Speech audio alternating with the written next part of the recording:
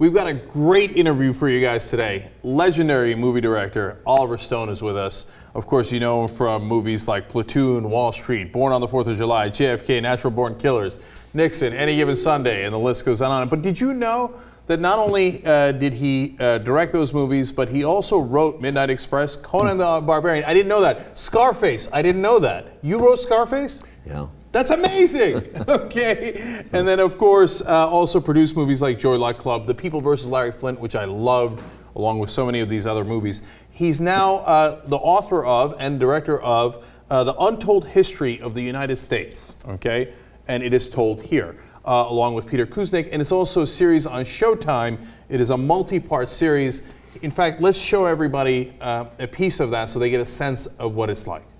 And I wanted, with my colleagues, rather than make another feature film, to tell the American story in a way that has never been told before. There are many questions that you may not find answered here, but you will find questions raised that I hope will help make you more conscious. We are going to propose, among other things, a forgotten set of heroes. People who suffered for their beliefs and who have been lost to history because they did not conform. And we are going to debunk some of those heroes that you believe in, not with malice, but by restating the facts. Unless we remind ourselves of the good that we have lost, it's not easy to imagine a better future. George Orwell once wrote, "Who controls the past controls the future." By showing you the patterns of behavior which have come to be that you perhaps have not noticed before, we will try to bring you back to the meaning of this country and what so radically changed after World War II. This behavior has brought us to where we are now. This film is designed to enhance democratic values and institutions in our country, to encourage real free debate. There have been some profound mistakes, but we still have a chance, I strongly believe, to correct them. And that is why we have made this series. I dedicate this film to the younger generation denied a proper historical memory, and to those who follow. So, that sounds amazing. I don't know how you got a hold of that clip, but that was never put out there. Oh, really? That was an earlier cut. Well, there it is. It's now been released into the world. It's the first time it's ever seen it. Yeah. Oh, well, that's great. We have an exclusive with Oliver Stone. It was 4 years ago. I've been on this series for 4 years with Peter. We started the film first, idealistically about one man. It was Henry Wallace and how the atomic bomb got started. And we got more and more involved, and it turned into a 4.5-year monster, almost 5 years now. And we started writing the book as a companion series, but look what happened to the book. It became enormous. Yeah, no question. You know, there's so much that I want to ask you about your life, your career, but also this. And I think it's intertwined in a lot of ways. Yeah. But I just want to jump right in because you mentioned Wallace. And I think it's a character that in American history that a lot of people are not familiar with. But it tells a really interesting story. So can you tell us about who he is? Yeah, I mean, he's a visionary. He was Vice President of the United States. He was Secretary of Agriculture in the New Deal. Roosevelt said of him, there's no one more American than Henry Wallace. He's a man of the soil. He reversed the disastrous agricultural policies of the pre-New Deal, and he became the chief of the Economic Mobilization Board during the war, and then vice president also. So he was a very strong man, outspoken, visionary, mystic, and he was considered outside the backroom politics, too naive for the taste of the party bosses, who vetoed him in the '44 convention, which is very little talked about. Harry Truman emerged from that, although he was by far less popular. Wallace was the Democratic voters' choice, 65% on the eve of the election of the convention, and Truman had about 2% of the popular. So that's support. amazing because it reminds me of what's happening today. That the voters are almost always more liberal than the representatives in Washington. They want the more liberal choice, and the power brokers go with the more conservative choice. You see that all the time, and we reference that several times. We see it all through the 70 years it exists since 1940. But Wallace actually leads to a bigger issue, which is the atomic bomb. That's when I grew up. I was born the year after it was dropped, and I was born the week he was fired, actually. He was fired, it's something ironic, but the bomb in 45 was dropped on Japan, and of course in all the history books that my children read and I read, and American people believe, without qualification, is that we bombed Japan because they were fanatics, that we would save American lives. That's been repeated and repeated. So Peter is a nuclear expert at American University. He studied this for years. He goes to Japan, and we document this thoroughly and come up with a different conclusion, which is that certainly was a factor. But the reason the Japanese surrendered was because of the Russian invasion of Japan, which was going on simultaneously. So was it to send a message to the Soviets? Yes, it was definitely, and most serious scholars of history would acknowledge that. If you do the research, you know it. It's not like disputable. So Henry Wallace, clearly given his past positions, would not have done that. Well, we don't believe so. You never can tell. But Henry Wallace was a man of a humanitarian. He believed, he had a great speech in 1941 where he talked about the century of the common man as opposed to the American century, which was the opposite point of view. That was Henry Luce's, I don't know if you remember Henry Luce, the American century.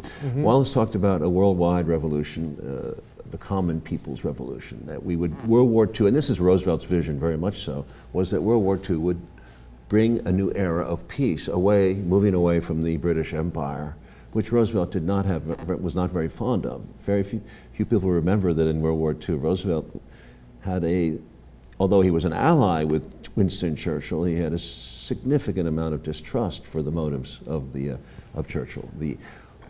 His inability, Churchill did not want the second front to open to help Russia in Europe until later. And he was going about reacquiring his empire. We show in the maps how he was moving back to Greece, through the Mediterranean, back to India, back to Singapore, all this to reacquire the wealth of the British Empire. So what's interesting is that we have this view of FDR as the lion of progressives, which in a lot of ways he was, but Henry Wallace was to the left of him, and That's correct, and was put on the ticket originally to appease real lefties. And the reason why I'm blown away by that is that in the current context, FDR wouldn't come anywhere near electable in a Democratic primary today. I don't think Ronald Reagan would be electable in a Democratic primary today. He gave amnesty to illegal immigrants, sold weapons to Iran, that ran from Beirut, etc. So I feel that what's amazing part of this story, not just the Showtime story, not just the book, but our real untold history in the United States, is how much the spectrum has shifted to the right. Not in terms of where the people stand. Poll after poll says, love Social Security, love Medicare, want to increase tax on the rich, etc. But Washington keeps going further and further right wing. Why do you think that is? Money, Wall Street, the bond market, militarization of American society with the military-industrial complex.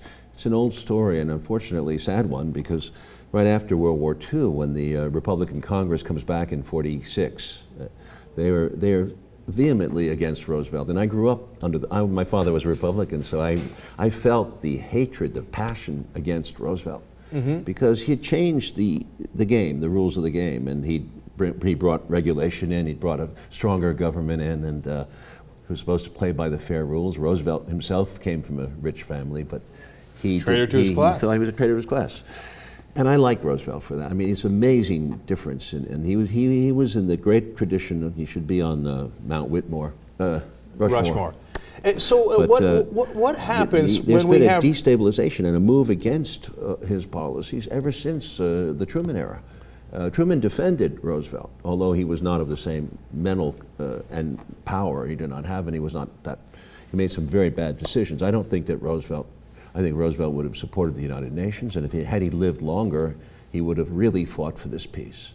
And Roosevelt was tired when he allowed Truman to be pushed in on him. He was a tired man, and he didn't resist, and that's, of course, one of those tragedies you see in history all the time, those little moments. But that's the point of the book, because it happens again and again. There are moments in time where you get a progressive, a man with a vision, whether it's a Henry Wallace or a John Kennedy after the missile crisis, or a McGovern, or a Gorbachev and a moment with Reagan at Reykjavik, or another moment in 1989 when George Bush, the father, 41, comes into office, and Gorbachev is still there and is offering him a full partnership, I mean a real partnership to end this madness, this war, this military-industrial, which had destroyed the Russian economy, by the way. Mm-hmm. So, what does Bush Sr. do? He blows it, you know. It's a sad moment, but it's almost because he invades Panama within a few months, mm-hmm. and then of course he invades Iraq with false intelligence again, before the Sun did it.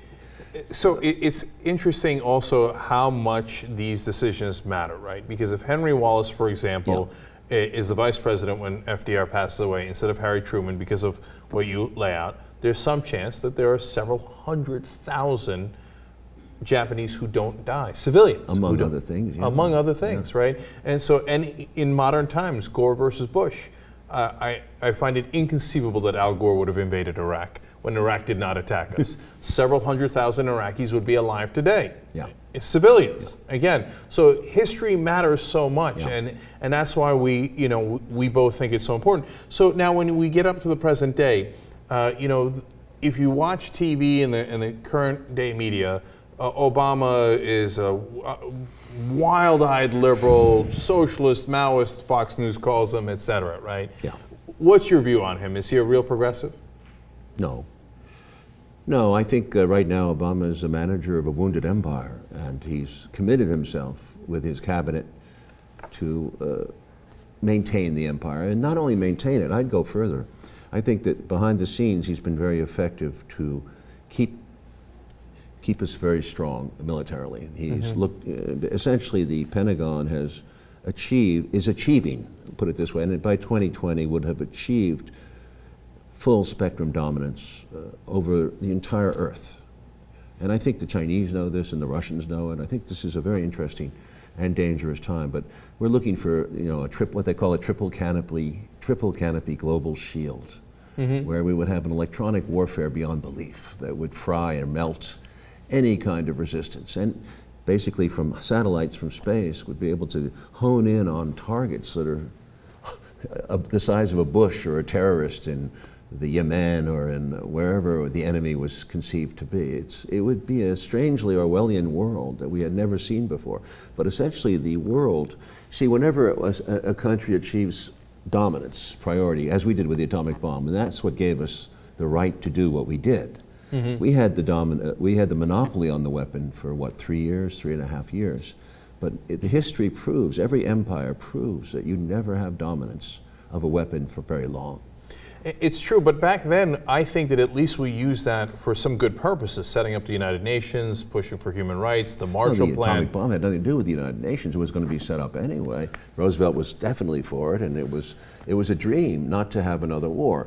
Whether Churchill believed in it or not, or was paying lip service to it, we don't know, because maybe Churchill was saying, well, we can't trust the Russians from day one. He's saying that. Right. Now, all I'm saying is that with the power that we had, for whatever reason at the time, we at least used it to establish some really great things in the world. Yeah, the Marshall Plan had many good aspects and some bad aspects. Right. Now we use our dominance to say, we're number one, and you do whatever we tell you, and we don't have to follow international law. Yeah. And to me, it seems that we're doing the exact opposite of what we did in that era where we set up the United Nations. Exact opposite's a big word. I mean, I think that's why, you have to go into the details, because after before the Cold War, there was a period, definitely, of feeling each other out, and the British played a very significant role. Churchill's speech at Fulton, they kicks off another level, a quantum leap in the Cold War.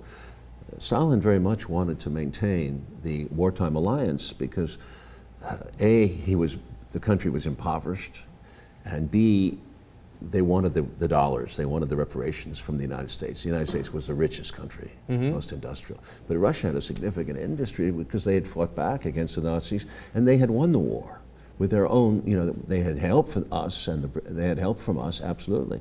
But they fought 200 German divisions while we were fighting 10. They took 5 million of the 6 million Germans killed came in the Eastern Front. And they lost 27 million, roughly 27 million Soviets were killed. It's an amazing number. The U.S. casualty rate and was about 400,000. So there's a significant difference. And we did not open the Second Front until D-Day in June of 1944, which was essentially very late in the game when the Russians were already sweeping Eastern Europe up, you know. So right. So I want to go back to... The myth persists that America won the war at D-Day. It's not true. Right.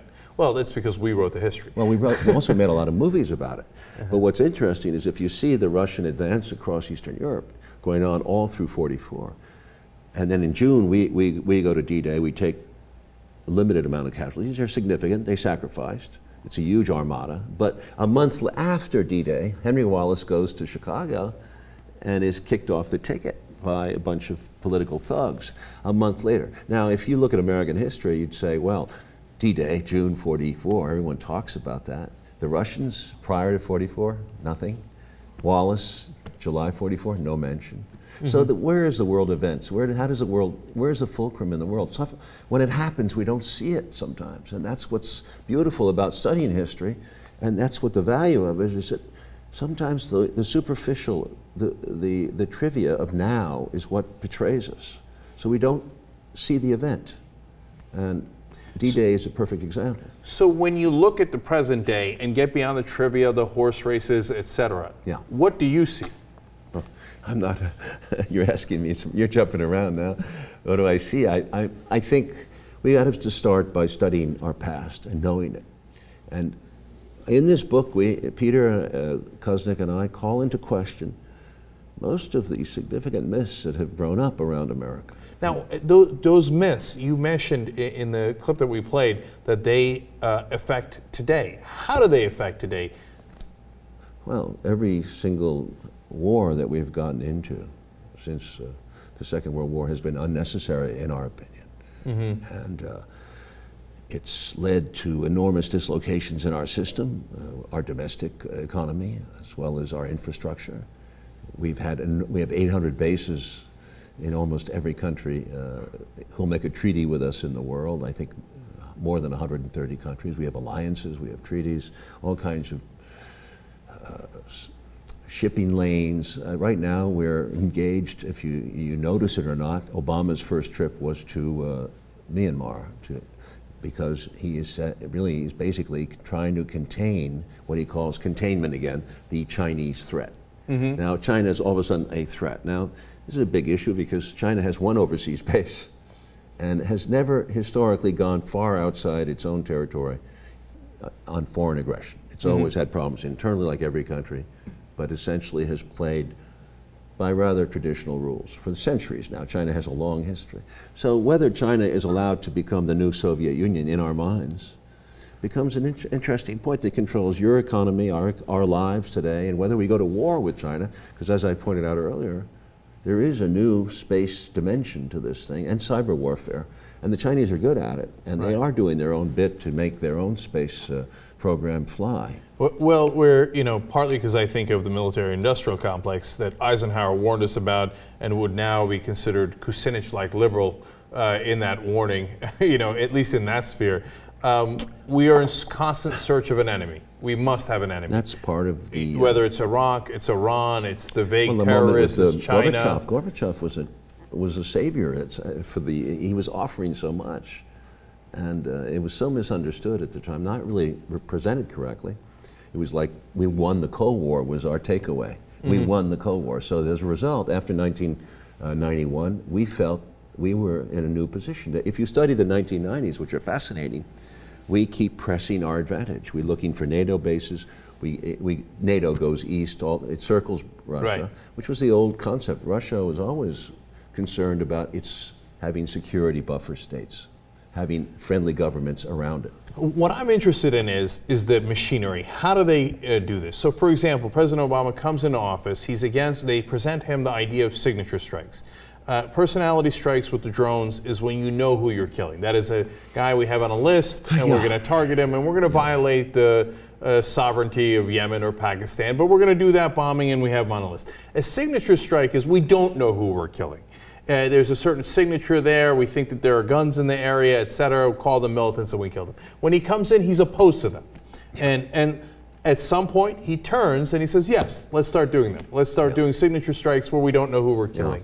Yeah. What happens? How do they get somebody like Barack Obama to say, yeah, the war machine is fantastic, let's start doing signature strikes? I don't know.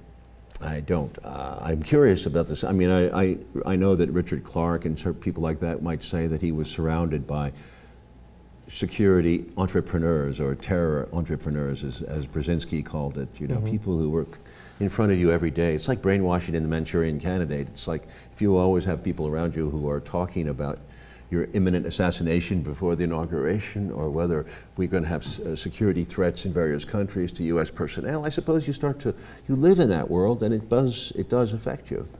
Or you can argue, and I'm not sure, as I say, I don't have the answer, but if you think back to the campaign, it was very disappointing for me when he was promised that he would take public money to run. And at some moment, and he was winning, he would have beaten McCain, because it was destined to be, in my mind. He was an idealistic choice. So he'd beaten Hillary Clinton. That was the main issue. She was pro-Iraq war. Obama had spoken out against it. So he was our candidate. Then he said he was not going to take the public option. He was going to go private. He'd get more money. He took Wall Street money. He took Big Pharma money. He took General Electric money. And the whole game perhaps changed there, because he never made any kind of move on Wall Street.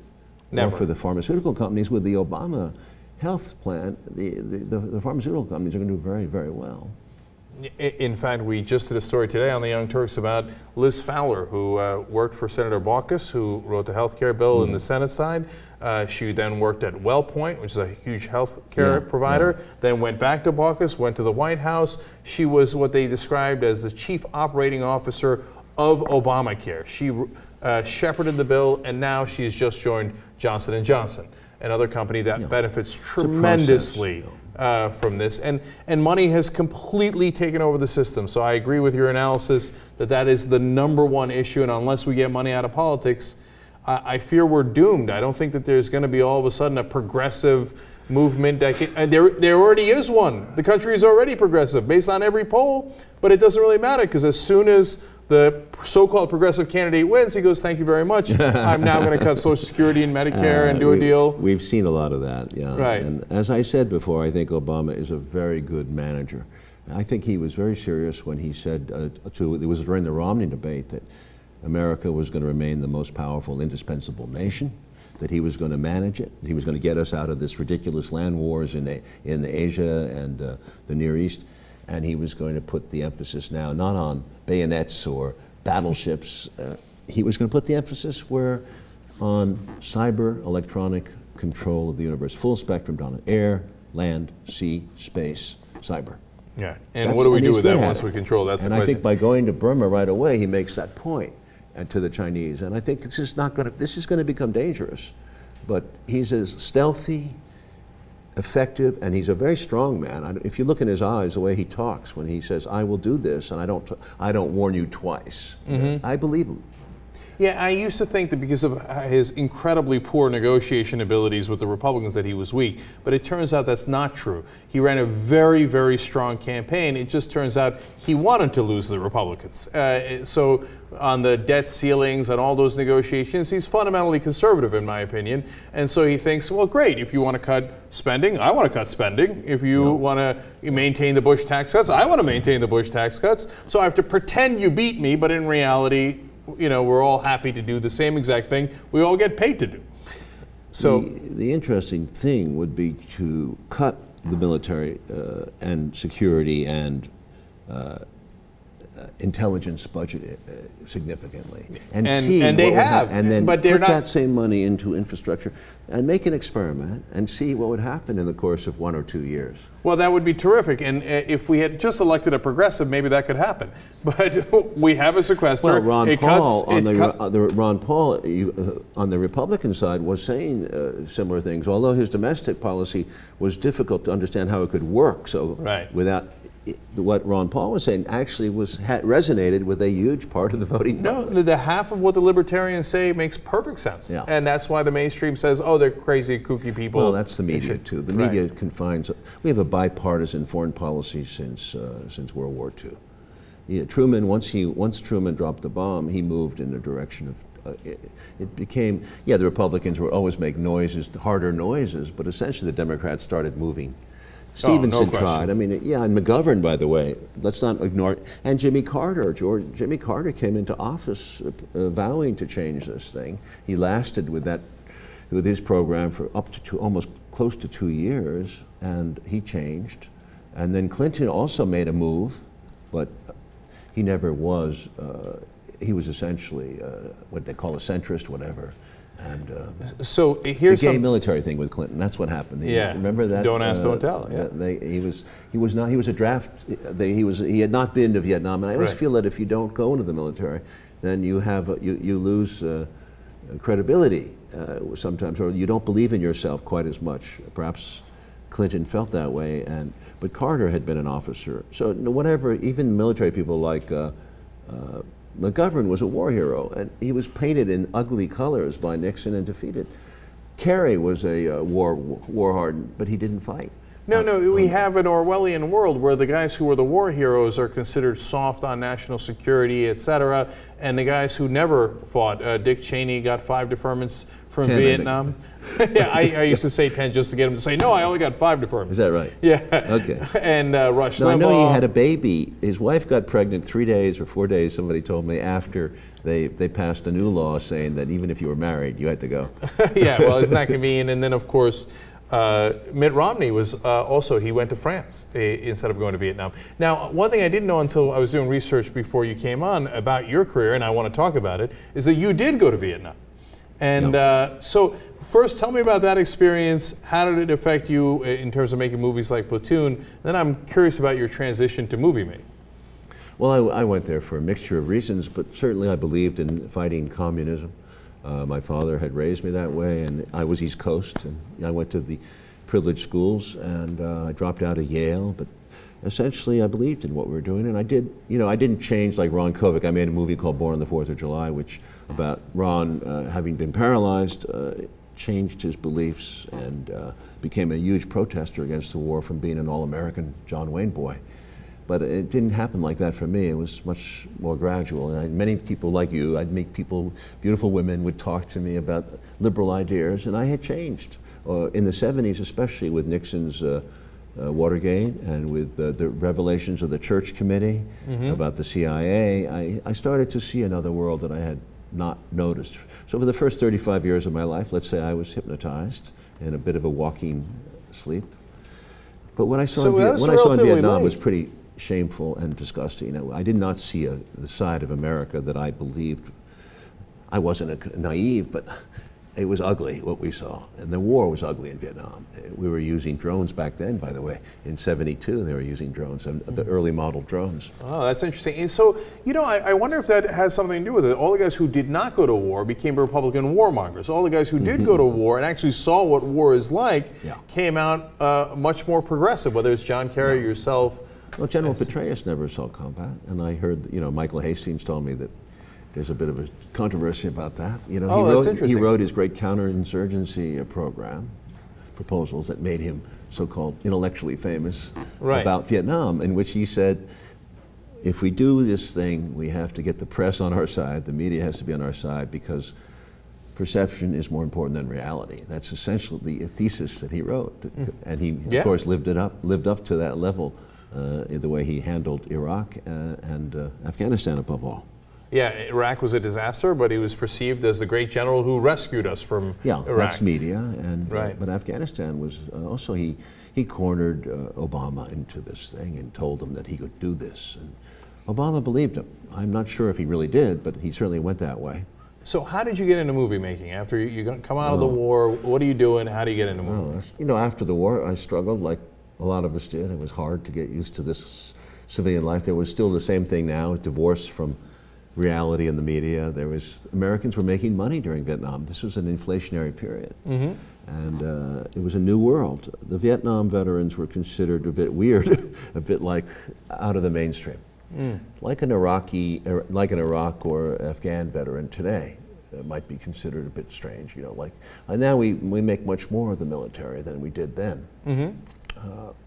But it doesn't solve their problems because they're coming back to a situation where it's weird when you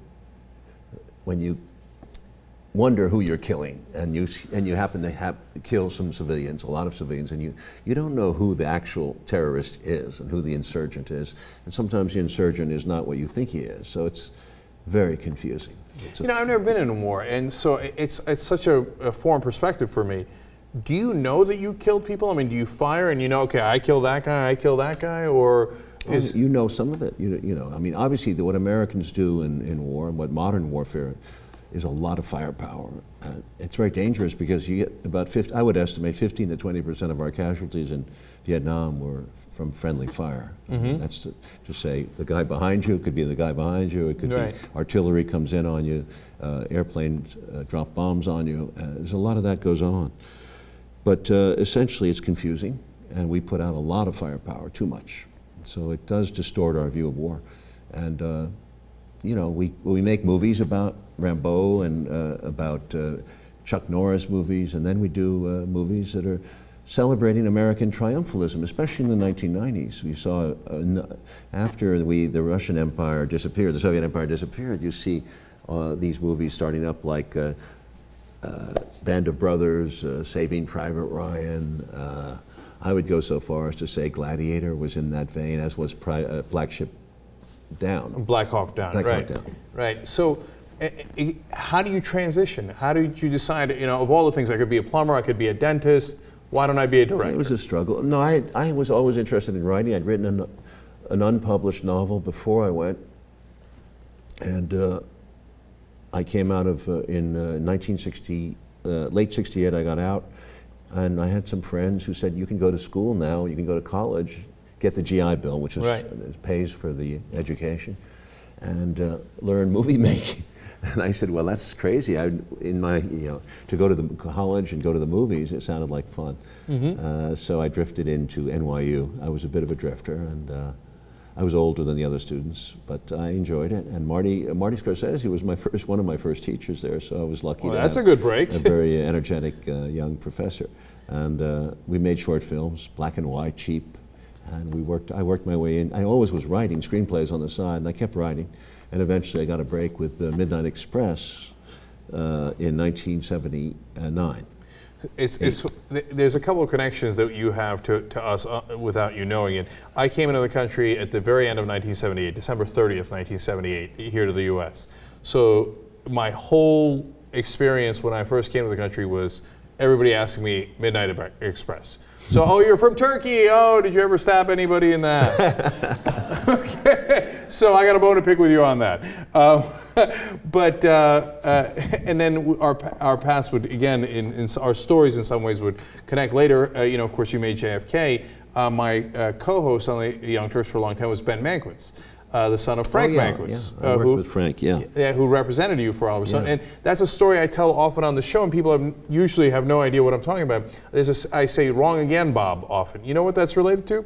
Bob Novak writes a really bad review of JFK. And Frank says, who's doing PR for you, says, well, Bob, you didn't see the movie. Okay, so then Bob says, okay, all right, you guys are doing a screening. I'm going to come and I'll watch JFK. And Frank says, no, you're not going to get a ticket. Okay, so Bob doesn't believe him. So Bob Novak, legendary right-wing columnist, comes down there and says, all right, I'm Bob Novak. Let me walk in. And they're like, I'm sorry, sir, there's no tickets. Okay, he says, go tell Frank Bob Novak's at the door. I'm going to see JFK. So Frank comes down and says, Bob, what are you doing? And he says, well, I'm Bob Novak. I'm going to go in, obviously. You're going to let me in. And he's like, no, I'm out of seats. And Novak looks at him and goes, Frank, I thought you were smarter than that. Frank says, wrong again, Bob. And do you remember Bob Novak writing that? No, I don't, but I remember him as he had a malevolent face, and he was a nasty man. I mean, you could see it on the air, and I think that's what partly made his reputation, a bit like George Will, that same style. You know, but these people have existed forever for me. They've always been attacking my films.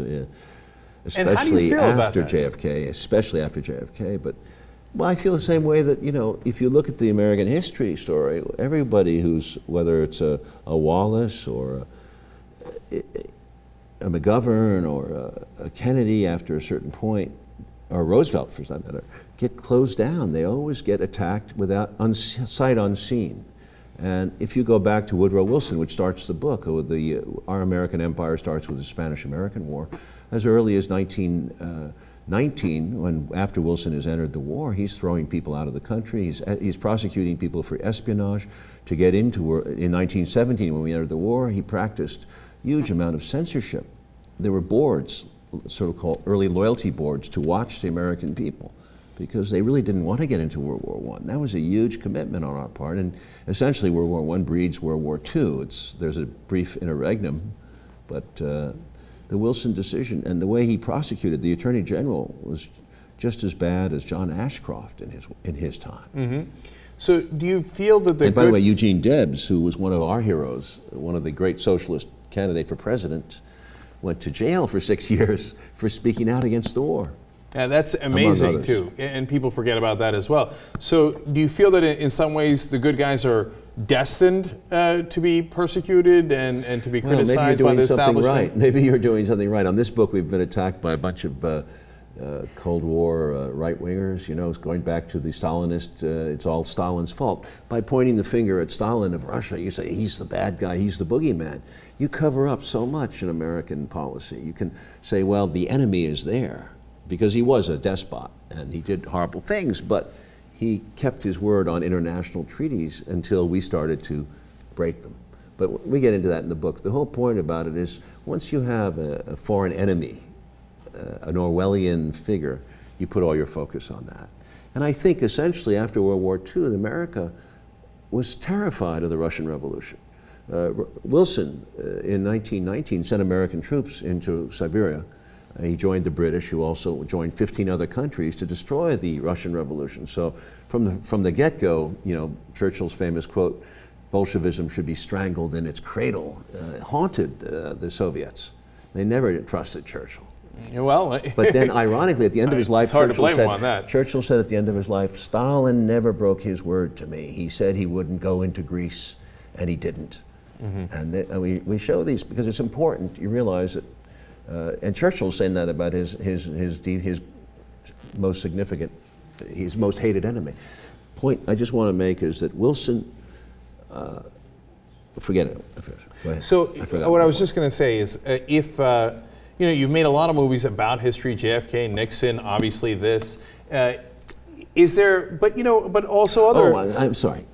I just remembered what I was going to say because it was a continuation. Do you mind if I just? No, go ahead. Of course not. Maybe this is your highlight. Well, my point was that because we were terrified of communism, and you see it again and again, the whole reason so much of the Republican Party and American businessmen support Hitler and fascism, not only Hitler, but Spain in 1936, Franco, and Mussolini was very popular in America in the 20s and early 30s.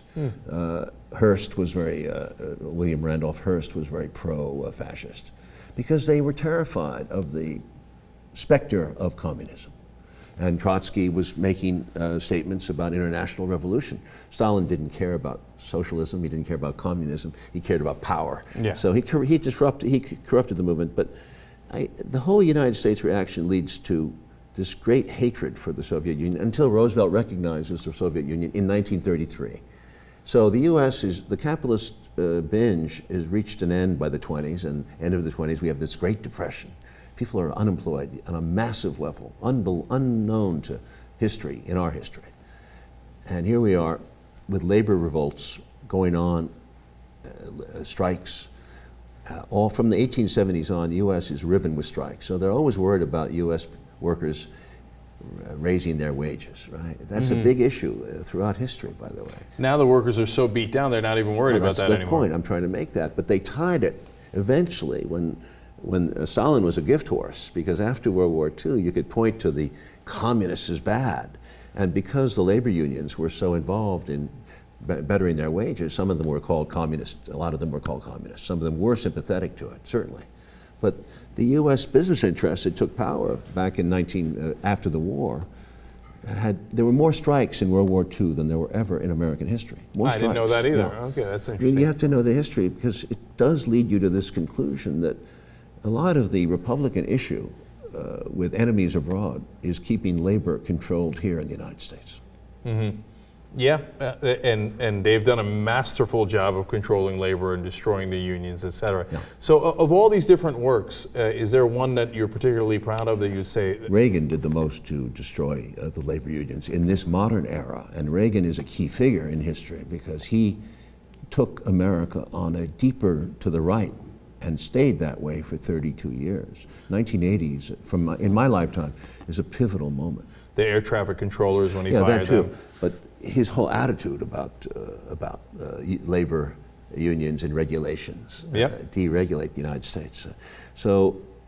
And Reagan, as you know, was set the Cold War back 20 years because he was saying things like the evil empire. He was saying the Soviets in every military capacity have outdone the United States. We are in more danger now than we ever were since Pearl Harbor. It's funny because Frank Mankiewicz, who I was talking about earlier, also ran McGovern's campaign and said, I don't know what these guys are talking about. The Soviets can't get the toilets to flush. There is a lot of truth to that, but Reagan made it worse. And ironically, he's the most anti-union buster and anti-Soviet hater. Right. And he was, of course, raised on the diet of being a pitchman for General Motors, as well as a informer against the communists in the American, he called the labor unions, as the head of SAG, the president. Ironic. Yeah. So again, last question here. Of all the different works, and I don't know if you get this question often, but is there one particular movie or project you worked on and you thought, boy, that was the moment I'm most proud of? No, my life was a progress, a pilgrim's progress. No, I learned a lot from movies because I was, as I said, I think I was asleep for a lot of my life, because of my background, my conditioning. And I think through each movie I learned more and more and more. And by doing these political movies like Nixon or W, and certainly JFK, as well as Salvador, by traveling to Central America and hanging out with the people who were actually getting killed by these death squads. And Reagan had a lot to do with reigniting the right wing in South America and Central America. That over the course of that time, I just said, I've learned more than I've ever known before, and I just have to leave something behind. So that was the motivation to do this thing, which is a beast. I mean, this is almost like pro bono work, but it's good work because my daughter and my two sons did not get any better history education than I got. I looked at her textbook. The atomic bomb, the fallacies are still there, the Cold War. I mean, they are perhaps writing a little bit more depth, but only at the college level can you get this kind of an education. And the most serious scholars would back this book. However, it be said that at a high school level, you can't get this book on the market because the Texas school boards and the California school board are the biggest buyers.